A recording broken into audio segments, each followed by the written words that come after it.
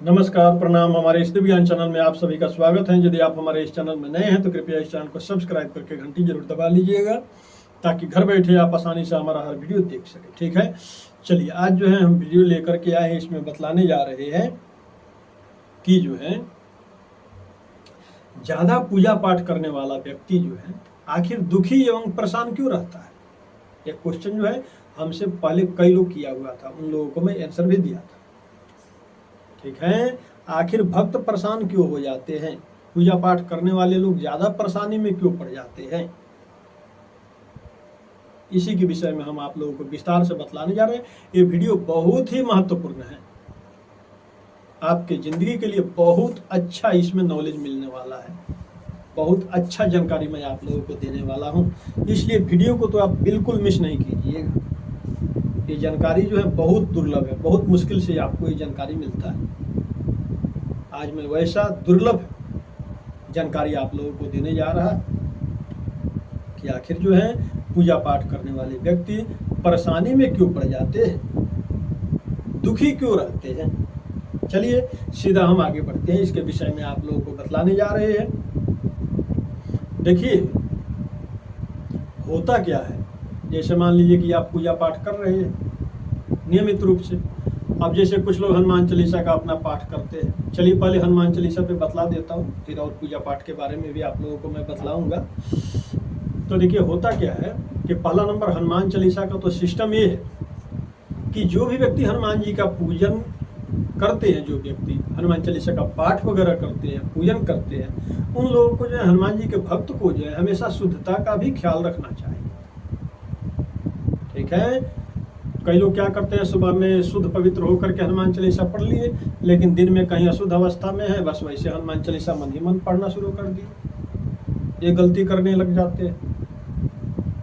या जो है अशुद्ध है पूर्ण रूप से, फिर हनुमान जी का कोई मंत्र ही पढ़ने लगे, तो ये सब गलत है। अशुद्ध अवस्था में हनुमान चालीसा का पाठ या मंत्र का उच्चारण जो है ये नहीं करना चाहिए, इससे भी कई लोगों को जो है फल नहीं मिलता है।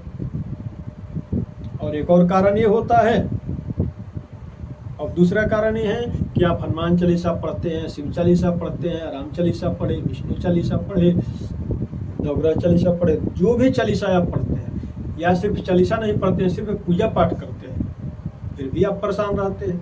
तो अब इसका क्या वजह हो सकता है, तो देखिए इसका वजह जो है ये हो सकता है कि जो है कहीं ना कहीं इस जन्म का या पूर्व जन्म का कोई ना कोई पाप है, चाहे आप जाने में किए या अनजाने में किए हैं, जैसा भी पाप हो, जाने या अनजाने का जो भी पाप हो, उस पाप का आप फल भोग रहे हैं। अब आप ये सोचते हैं कि मैं पूजा कर रहा हूँ तो हमको फल क्यों नहीं मिल रहा, तो हो सकता है इस जन्म का या पूर्व जन्म का कोई ना कोई पाप है, जो पाप आपको बार बार दुख दे रहा है, आपको परेशानी में डाल रहा है, आपको हमेशा परेशान कर रहा है। इसका वजह ये होता है। कई लोग इस पे गलत निगेटिव बैठाने लगते हैं, क्या गलत सोचने लगते हैं कि अरे मैं तो पूजा कर रहा हूँ, भगवान नहीं सुन रहे हैं, भगवान जो है अत्याचार कर रहे हैं, भगवान को दोष देने लग जाते हैं। जैसे जैसे मान लीजिए भगवान का तो जो है, भगवान श्री कृष्ण का तो जो है भक्त सुदामा जी भी थे। सुदामा जी हमेशा जय श्री कृष्ण, भगवान श्री कृष्ण का नाम का रट लगाए रखते थे, नाम जप करते थे हमेशा भगवान का, फिर भी वो दुखी थे, परेशान थे। तो इसमें कई सारी वजह होता है, एक तो पूर्व जन्म का कोई पाप या इस जन्म का कोई गलती मिस्टेक या पाप भी आदमी को भोगना पड़ता है, या जो है कभी कभार कई बार जो है भगवान परीक्षा भी लेने लग जाते हैं भक्त का, उससे भी दुख परेशानी आने लग जाता है।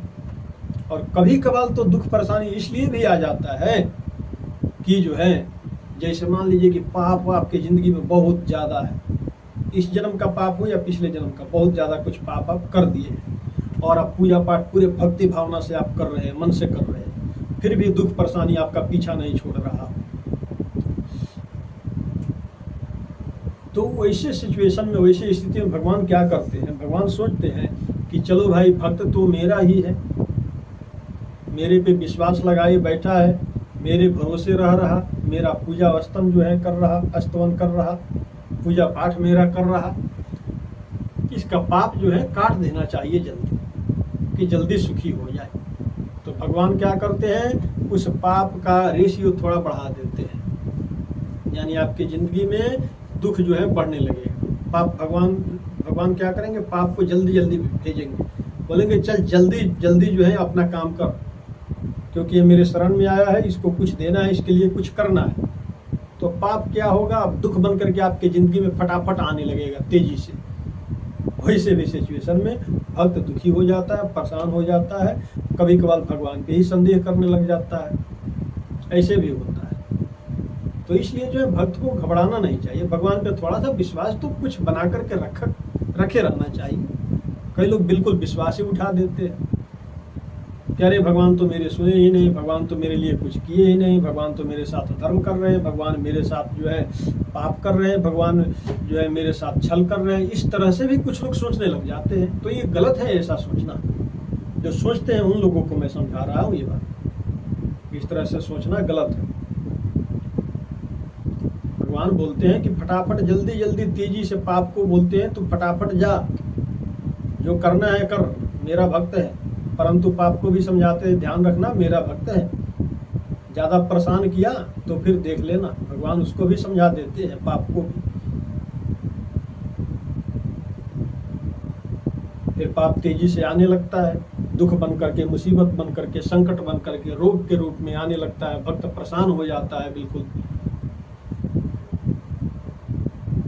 और फिर जो भक्त वो सब दुख सहन कर लेता है, हंसते खेलते, बोलते हैं कोई बात नहीं प्रभु, आपकी इच्छा से हो रहा। फिर फटाफट धीरे धीरे आहिस्ते आहिस्ते देखते देखते पाप खत्म हो जाता है। 2 बरस 4 बरस 5 बरस जो समय लगे, पाप जैसे खत्म होगा, फिर उसके बाद भगवान अपना बारी ले आते हैं, बोलते हैं चल अब मेरा बारी है, तेरा सब दुख पाप सब खत्म, अब आज से सिर्फ शुभ फल बचा है, सो शुभ फल ले, जितना मेरा पूजा किया उतना मैं अब तेरे को प्रदान करता हूँ। फिर धीरे धीरे देखते ही देखते जो है वो भक्त सुखी होने लगता है, धनवान बनने लगता है, उसका स्वास्थ्य अच्छा रहने लगता है, अच्छा इनकम होने लगता है, जिंदगी में बदलाव होने लग जाता है, विकास होने लग जाता है, उसको सफलता मिलना शुरू हो जाता है हर दिशा से। ऐसे भी होता है, ठीक है। इसलिए जो है आप पूजा पाठ कर रहे हैं तो परेशान हैं यदि, तो आप उसको समझ लीजिए इस जन्म किया या पूर्व जन्म का कोई पाप हो सकता है जो परेशान कर रहा, लेकिन भगवान के शरण में आपको बने रहना चाहिए बिल्कुल, भगवान से मुंह मत मोड़िए। या जो है आप ये भी समझ सकते हैं कि चलो कोई पाप नहीं होगा, क्या पता भगवान हमारा परीक्षा ही ले रहे हैं, तो तरह तरह का दुख देंगे भगवान, परीक्षा में भी तरह तरह का दुख मुसीबत भेजेंगे आपके पास। वैसे स्थिति में भी जो है भक्त व्याकुल हो जाता है, घबरा जाता है। तो उतना घबराना भी नहीं चाहिए, जिनके भरोसे हैं उनके भरोसे रहो तो सही। जब आप जैसे भक्त किसी गड्ढा में गिर जाता है, बड़ा मुसीबत में फंस जाता है, फिर भगवान उसको वहां से आहिस्ते से निकाल लेते हैं, उस मुसीबत से बचा लेते हैं। क्यों? क्योंकि भगवान सोचते हैं कि भक्त तो मेरा ही है, परीक्षा तो मैं ही ले रहा था ना, तो इसको निकालना भी तो मेरा धर्म है। भगवान उसको फिर निकालते भी हैं।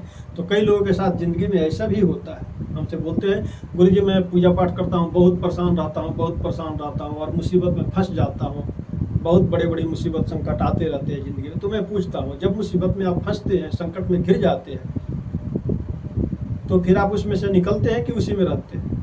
तो बोलता है कि नहीं, निकल तो जाता हूँ, कोई ना कोई मार्ग निकल जाता है।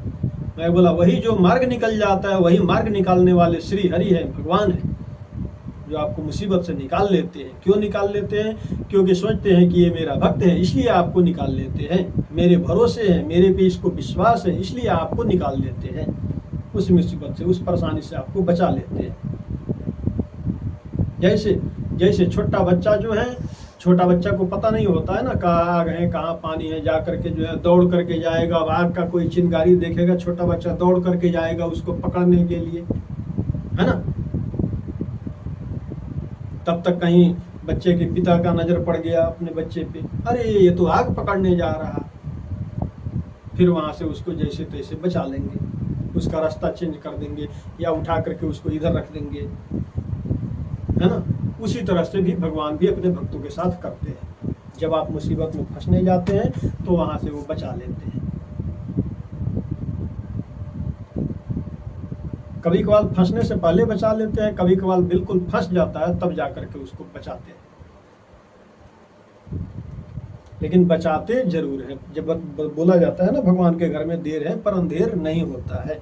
इसलिए मैं यही बोलूंगा, आप पूजा पाठ करते हैं, दुखी हैं, परेशान हैं, तो कोई बात नहीं, आप अपना कर्म बस करते रहिए। जो आप पूजा पाठ कर रहे हैं वो करते रहिए, जो आप श्रद्धा विश्वास बनाए हैं प्रभु के प्रति वो आप बनाए रखिए। आप अपना कर्म करते रहिए। 2 साल 5 साल 10 साल जो भी परीक्षा हो भगवान का, वो परीक्षा भी समाप्त होगा। भगवान आपको शुभ फल भी देंगे और जिंदगी का हर सुख संपत्ति आपको देंगे।